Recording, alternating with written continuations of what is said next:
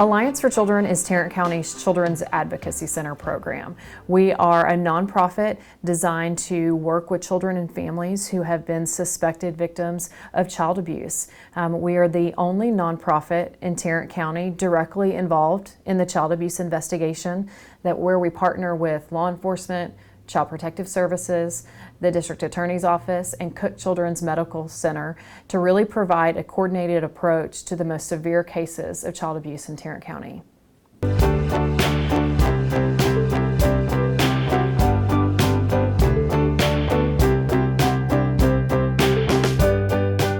The Baby Moses Law was a law that was put into effect to really save kids' lives. It sounds dramatic, but it's as simple as that.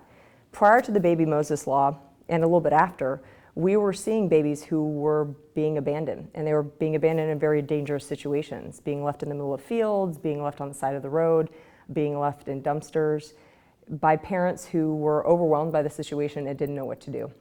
So in 1999, Dr. Richardson really spearheaded the effort to get this law passed in Texas, and Texas was the first state to have this law.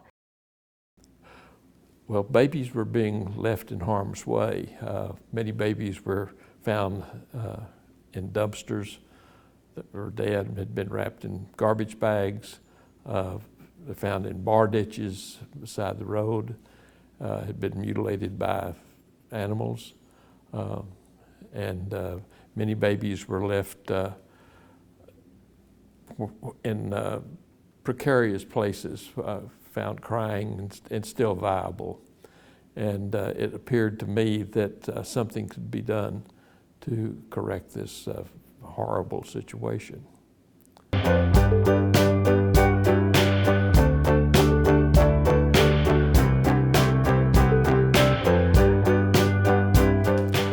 Well, the law is that an infant less than 2 months old, now it may have been modified some since we had originally passed it, can be turned over to an emergency medical technician, an EMT, or a nurse, either at all firemen or EMTs. So you can take an infant to a fire hall, or you could take it to an emergency room where there's a nurse or medical personnel, and present the baby. Say you want to place this baby, no way you can care for it, and walk away and not be prosecuted. Of course, it's better if the mother will give some medical information, but that's not necessary. I mean, they can turn the baby in. Now, if it shows evidence of trauma or being abuse, well, then the police department or authorities are notified. But if it's a normal, non-abused infant, it can be turned in. And we had one within the last 6 weeks here in Fort Worth at a fire hall out on Hewlin. And that's basic. Then the baby is placed is evaluated, medically evaluated, and placed in hopefully a permanent home.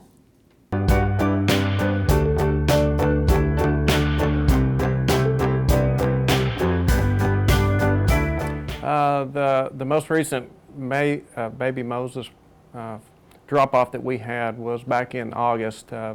It was our normal shift duty, C shift. In the evening, it was just after we got through cleaning up after dinner, and we heard the doorbell ring.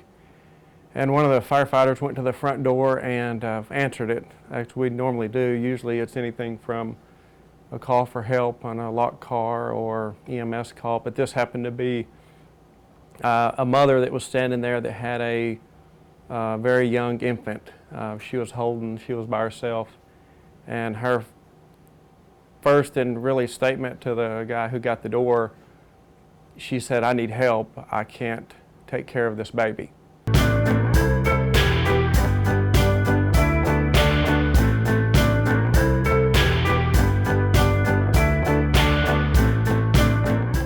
From the Baby Moses project, we have a bag up front that has all those supplies in it.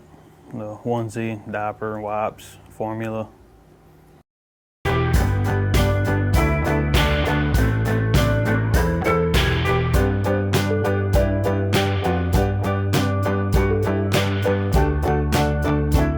know, I think every baby Moses drop-off is a success story for us. You know, we've had 3 children this year that were turned over to a safe baby site, a place that was ready and waiting to take that child. And because we work child death investigations every day, we see kids who had a different outcome. We see children who have died as a result of their abuse or neglect. And so when we see one of those babies, one of those kids that come in through the Safe Baby site, it's a time to celebrate. It truly is a success story and shows us that this community can create policies and laws and procedures that protect children.